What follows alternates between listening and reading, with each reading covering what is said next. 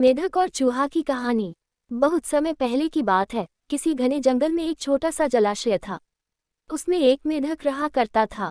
उसे एक दोस्त की तलाश थी। एक दिन उसी जलाशय के पास के एक पेड़ के नीचे से चूहा निकला। चूहे ने मेढक को दुखी देखकर उससे पूछा, दोस्त क्या बात है, तुम बहुत उदास लग रहे हो। मेढक ने कहा, मेरा कोई दोस्त नहीं है जिससे मैं ढेर सारी बातें कर सकूं, अपना सुख दुख बताऊं। इतना सुनते ही चूहे ने उछलते हुए जवाब दिया, अरे आज से तुम मुझे अपना दोस्त समझो, मैं तुम्हारे साथ हर वक्त रहूंगा। इतना सुनते ही मेढक बेहद खुश हुआ। दोस्ती होते ही दोनों घंटों एक दूसरे से बातें करने लगे। मेढक जलाशय से निकलकर कभी पेड़ के नीचे बने चूहे के बिल में चला जाता, तो कभी दोनों जलाशय के बाहर बैठकर काफी बातें करते। दोनों के बीच की दोस्ती दिनों दिन काफी गहरी होती गई। चूहा और मेढक अपने मन की बात अक्सर एक दूसरे से साझा करते थे। होते होते मेढक के मन में हुआ कि मैं तो अक्सर चूहे के बिल में उससे बातें करने जाता हूँ, लेकिन चूहा मेरे जलाशय में कभी नहीं आता। ये सोचते सोचते चूहे को पानी में लाने की मेढक को एक तरकीब सूझी।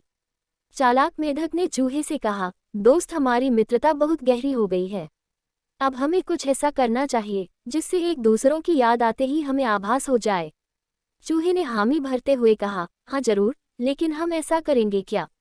दुष्ट मेढक फटाक से बोला, एक रस्सी से तुम्हारी पूंछ और मेरा एक बार पैर बांध दिया जाए, तो जैसे ही हमें एक दूसरे की याद आएगी तो हम उसे खींच लेंगे, जिससे हमें पता चल जाएगा। चूहे को मेढक के छल का जरा भी अंदाजा नहीं था, इसलिए भोला चूहा एकदम इसके लिए राजी हो गया।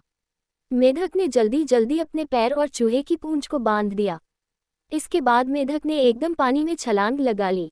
मेढक खुश था क्योंकि उसकी तरकीब काम कर गई।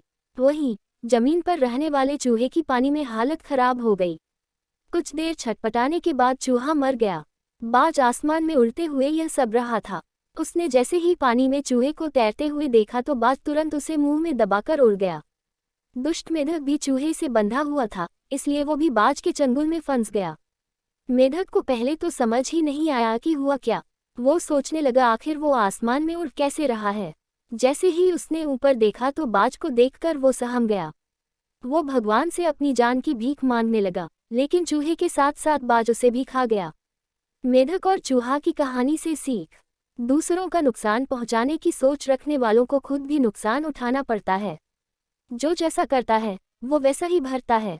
इसलिए बच्चों, दुष्ट लोगों से दोस्ती नहीं करनी चाहिए और हर किसी की हाँ में हाँ नहीं मिलानी चाहिए, बल्कि अपनी बुद्धि का भी प्रयोग करना चाहिए।